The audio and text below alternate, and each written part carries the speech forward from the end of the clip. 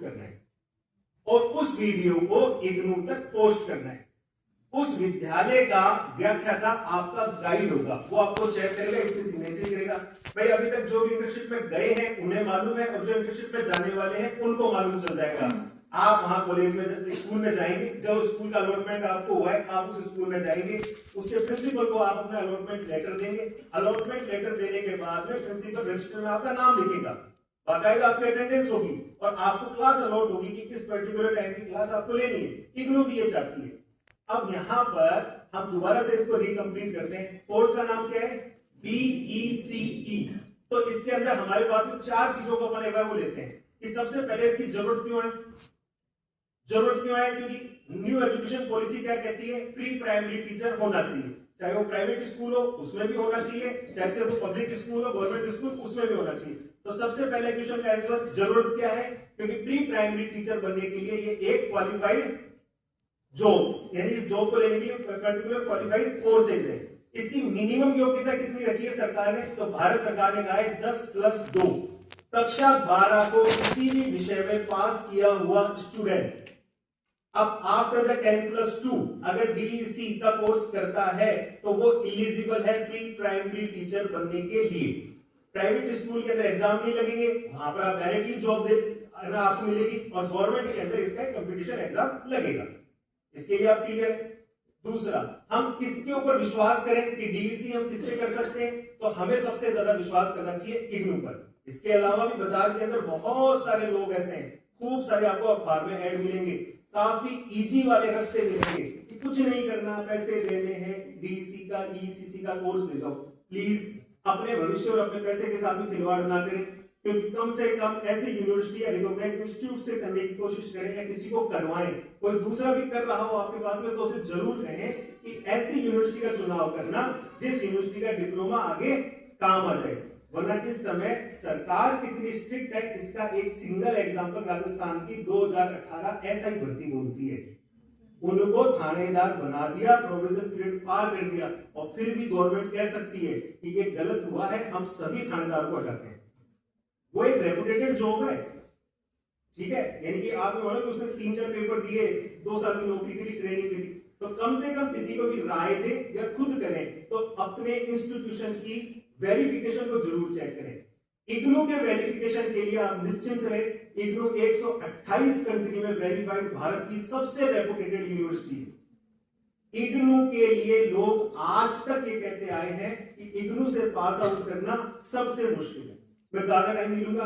तीसरा कि भाई इसके अलावा हम ये सोचे कि साहब इसमें मेहनत कौन करेगा, तो साहब मेहनत आपको पढ़ने की करनी पड़ेगी, पर कुछ एक जगह आपको इसकी मदद चाहिए, क्योंकि ये 15,000 का कोर्स है, तो हम आपके पास में इस मदद के लिए भी खड़े हैं कि हम इसकी ऑनलाइन पढ़ाई पढ़ाते हैं।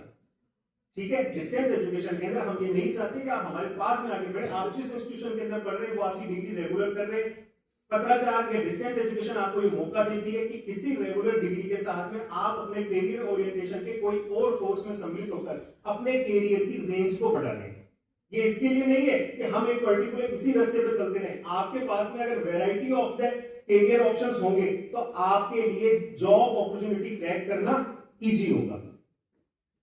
कोई दिक्कत? मैं दोबारा से सिर्फ एक 3 लाइन में कंप्लीट करता हूं। यूनिवर्सिटी का नाम इग्नू, यूनिवर्सिटी का मोड डिस्टेंस, यूनिवर्सिटी के अंदर कोर्स का नाम BECE, diploma in early child care and education, time period 1 year, paper format 3 paper, 3 assignment, 1 project. तीनों असाइनमेंट कैसे? जैसे BEd की फाइल बनती है। प्रोजेक्ट कैसा? जैसा लेसन प्लान बनता है। आपकी जिम्मेदारी क्या क्या? एग्जाम सेंटर पर एग्जाम देने जाना, प्रोजेक्ट रिपोर्ट के लिए अपने वीडियोस को शूट करने के लिए किसी सीनियर सेकेंडरी स्कूल के अंदर जाना। इन सब की हेल्पिंग हम करते हैं पूर्ण तरीके से। हमारे पास में इसका एक प्रोस्पेक्ट प्लान है, हम उसके अकॉर्डिंग सारा वर्क करते हैं, लेकिन मैंने आपको कोर्स का इंट्रोडक्शन दे दिया। ठीक है सर, जरूरत NEP के कारण।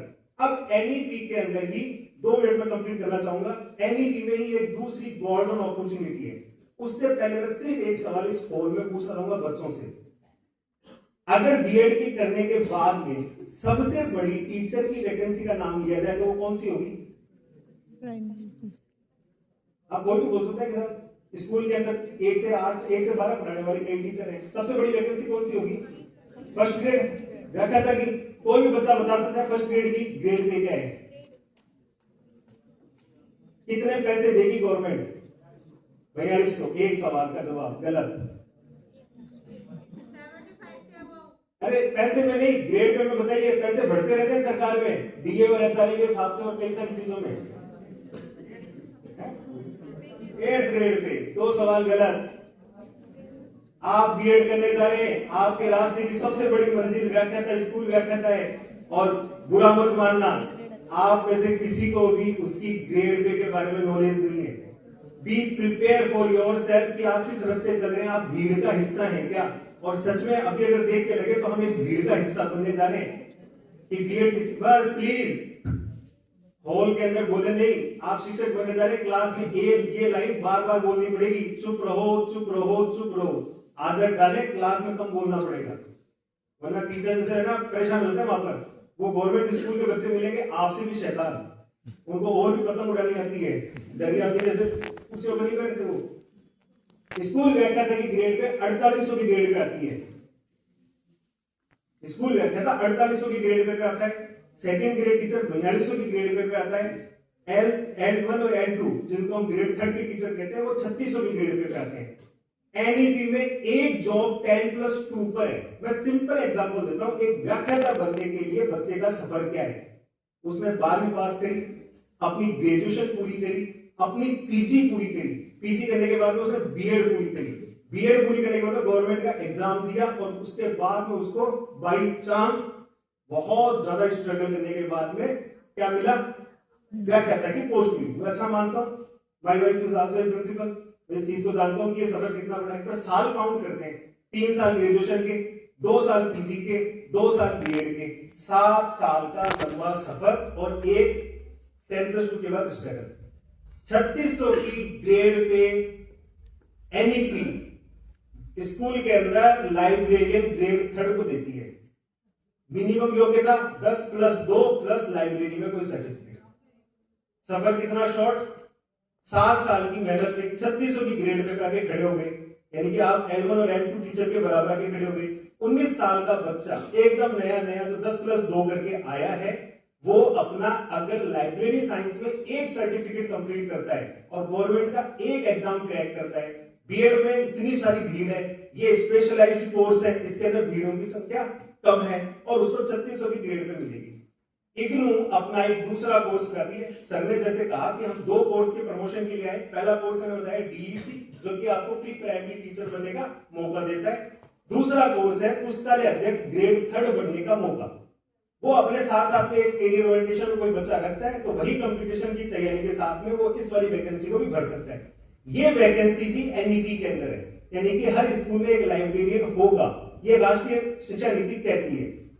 कोर्स का नाम है CLIS, certificate in library and information science. दोबारा बोलेंगे अपन, certificate in library and information science. कितने समय का है? 6 माह का। कितने समय का? 6 माह का। कितने पेपर लगेंगे? 4। मैं पीछे फिर दोबारा रिक्वेस्ट करूंगा, ये 10 मिनट आपको आगे महंगे पड़ेंगे। आज ये जादू लग सकता है, वजन लग सकता है कि बैठना पड़ गया। कोर्स का नाम क्या है? CLIS, certificate in library and information science. कितने पेपर? 4 पेपर। कितने असाइनमेंट? 4 असाइनमेंट। प्रोजेक्ट का बर्डन नहीं है, ठीक है। इग्नू इसको 6 माह में कंप्लीट करती है। अगर आप इसे दिसंबर के सेशन के लिए, इग्नू दो बार अपने 1 ईयर में 2 बार अपने एडमिशन ओपन करती है। ये दिसंबर वाला जो सेशन है, इसकी लास्ट डेट है 31 जनवरी 2026। अगर इस सेशन के अंदर आप अभी ये फॉर्म भरते हैं तो जून में आपका CLSI का पेपर हो जाएगा, जुलाई में आपके पास में सर्टिफिकेशन होगा। कोई दिक्कत? मैंने दोनों कोर्स कंपेयर कर दिए, ठीक है सर। अब हम क्या क्या कर सकते हैं? तो पहला, अगर आप इसे अपने कैरियर के लिए सोचते हैं तो वेल एंड गुड। अगर आप इसे अपने कैरियर के लिए नया सोच करके सोचें कि मेरे घर में कितने 10+2 पास आउट है जो इस समय कोई ऐसा प्रोडक्टिव काम नहीं कर रहे कि अगले 3 साल तक उनके पास में कोई भी भविष्य दिख रहा है। कोई बच्चा होगा 10+2 बीए में एडमिशन लेगा